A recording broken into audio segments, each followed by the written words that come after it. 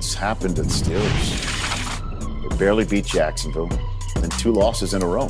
The last 3 games, they are lucky to have that one in the win column.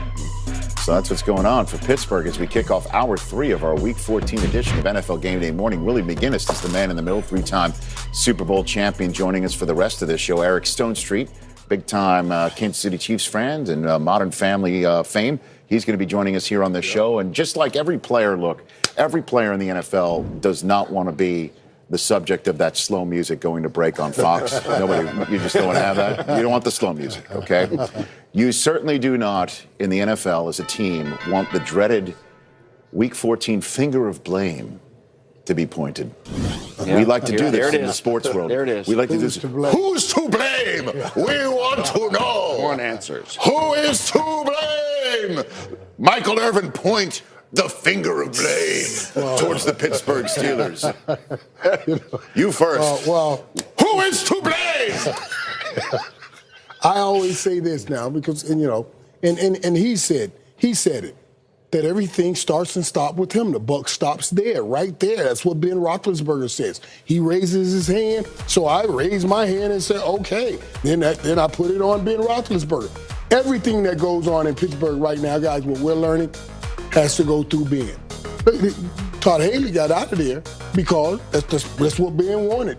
They're throwing the ball too much because that's what Ben wants, and Ben needs to get back to running. When they were winning a winning streak, they were running the ball 39% of the time.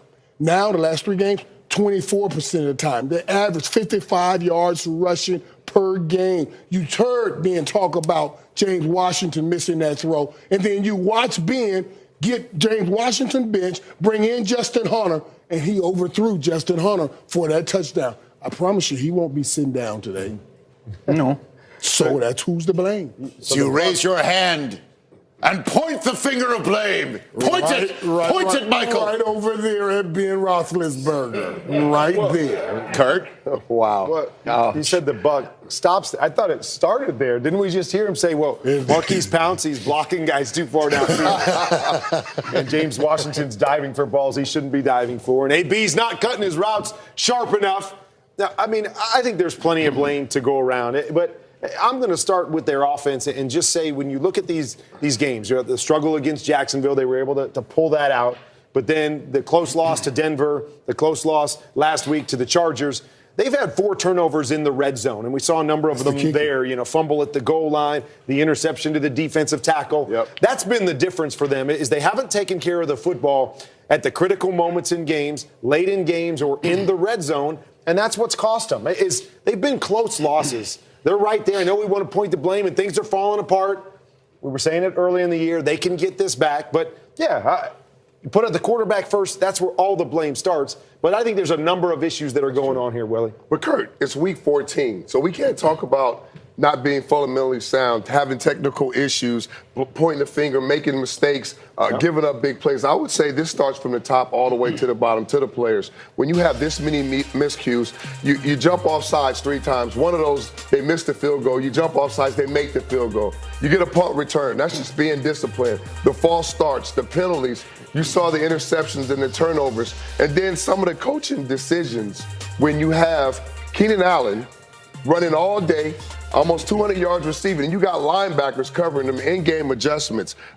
Mike, I've heard you praise Mike Tomlin a lot on this show. I have a lot of respect for Mike Tomlin. I think he's an excellent coach, and I think that he puts this team in position to win. I think sometimes these guys get out of character.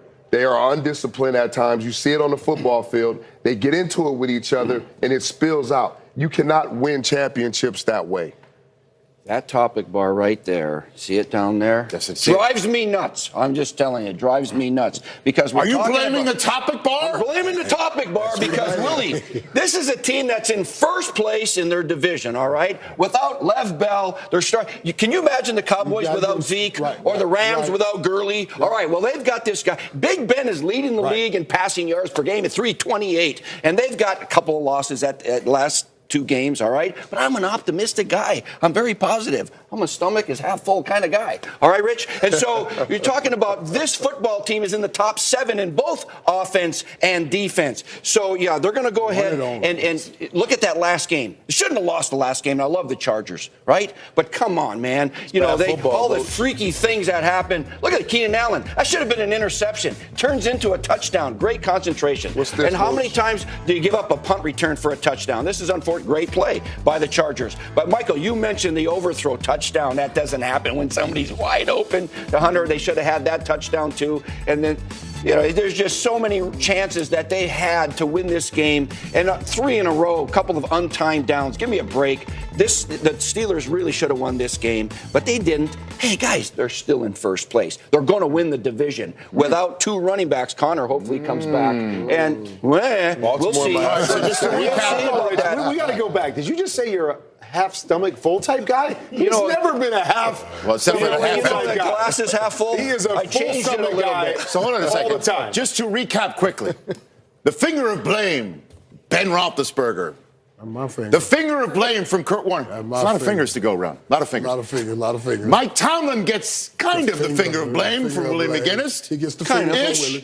And Steve Mariucci's finger of blame caused our entire graphics department to say, us? Yeah. Yeah. Why is it our fault? I just typed it in. Topping bar.